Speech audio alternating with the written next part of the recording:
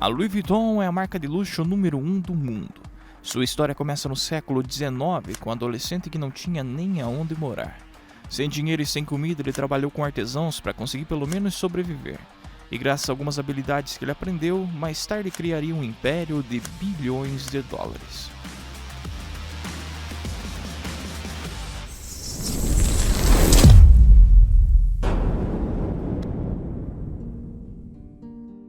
Louis Vuitton nasceu em 1821 na França. Era filho de um fazendeiro e fabricante de chapéus. Naquela época, a França ainda estava se recuperando das guerras napoleônicas e muitos fazendeiros, inclusive a família Vuitton, enfrentaram a falência. Desde muito jovem, Louis Vuitton não teve escolhas a não ser trabalhar na fazenda da família, em uma época em que a vida no campo era completamente diferente. Quando ele completou 10 anos, as coisas ficaram ainda piores. A sua mãe acabou falecendo.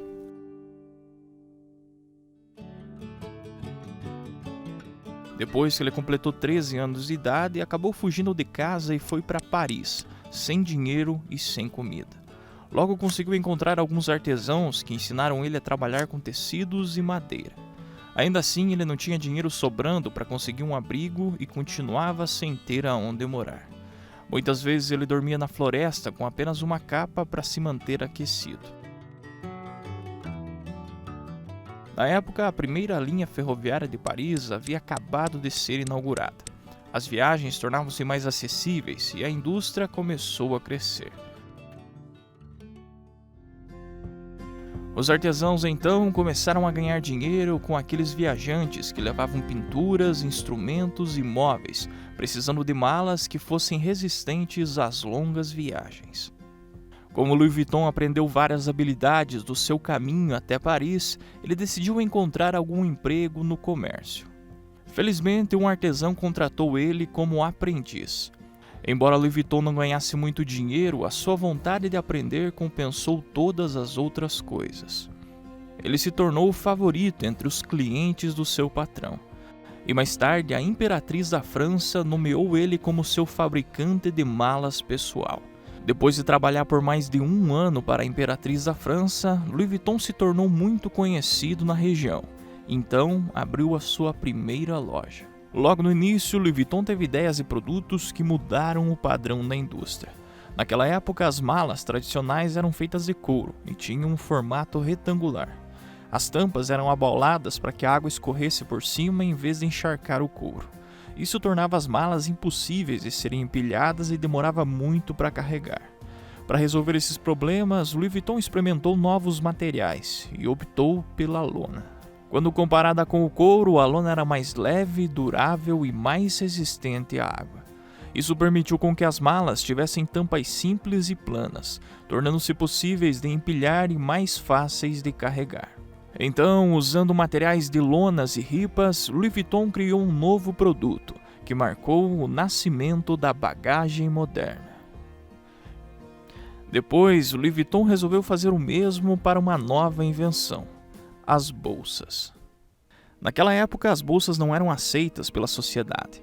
Muita gente reclamava que eram deselegantes, volumosos e eram desconfortáveis para as mulheres. Ainda assim, Louis Vuitton acreditou que as bolsas tinham um grande potencial e começou a fazê-las com lona.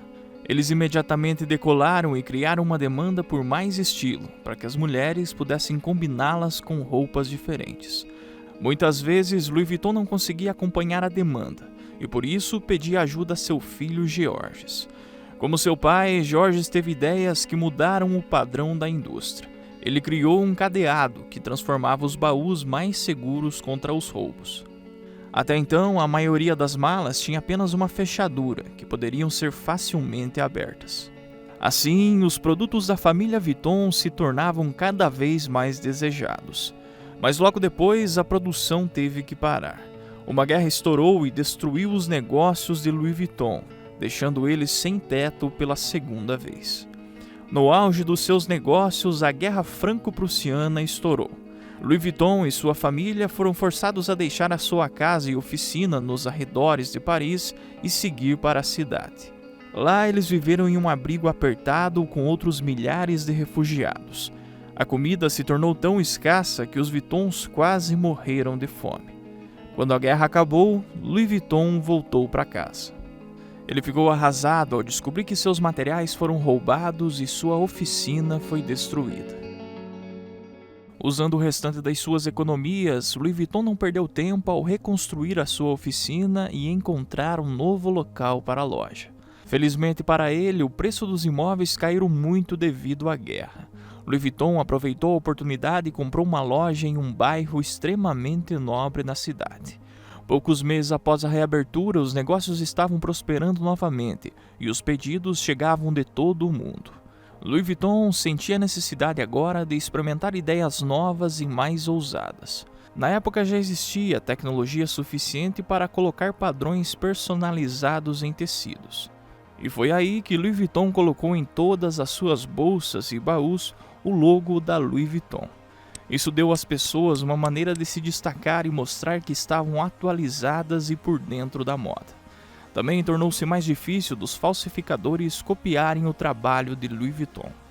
Depois, Louis Vuitton recebeu vários pedidos internacionais e abriu uma loja em Londres. Foi a partir daí que Louis Vuitton ficou conhecido como o único designer cujos produtos poderiam ser encontrados em qualquer casa das pessoas de elite. Por fim, Louis Vuitton decidiu lançar o seu primeiro catálogo, que facilitava os seus pedidos. Foi um movimento prático que levou seus negócios para novos patamares. Mas nesse mesmo ano, uma tragédia inesperada aconteceu. Louis Vuitton acabou falecendo em sua casa aos 71 anos. Agora cabia a Georges assumir os planos inacabados do seu pai. Georges não perdeu tempo e expandiu os negócios ao viajar para os Estados Unidos e participar da Feira Internacional.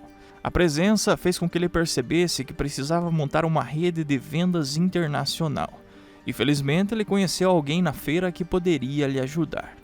John foi o pioneiro no conceito de lojas de departamento e inventou a etiqueta de preços. Depois de conhecer Georges, ele começou a vender a marca Louis Vuitton em suas lojas de departamento em Nova York.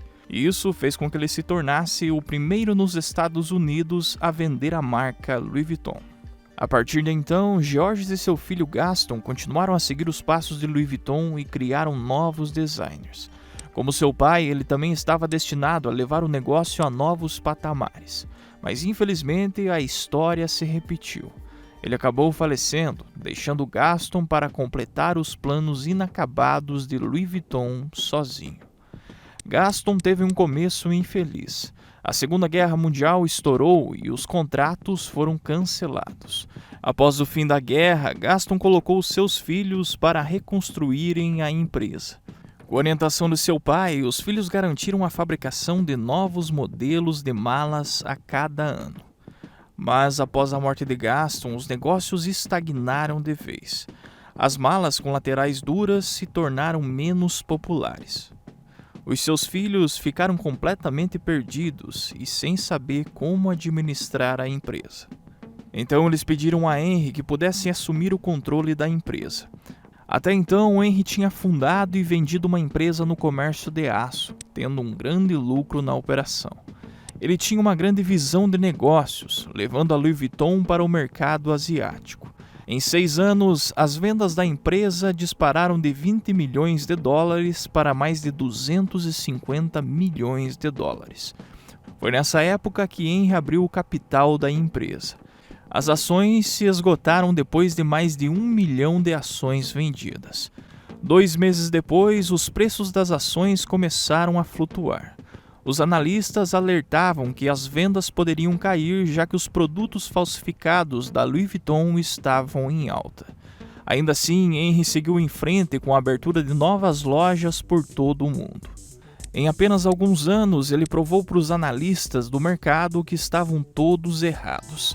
A Louis Vuitton alcançou quase 1 bilhão de dólares em vendas e fundiu com uma grande produtora de champanhes e conhaques, formando um conglomerado de artigos de luxo, a LVMH. A Louis Vuitton expandiu também para relógios, joias e óculos de sol, continuando a lançar bolsas icônicas a cada ano. A empresa também permaneceu fazendo tudo internamente. Os artesãos devem ser treinados por mais de 2 anos e algumas peças exigem 300 etapas para serem montados. Hoje, a Louis Vuitton ocupa o primeiro lugar como a marca de luxo mais valiosa do mundo.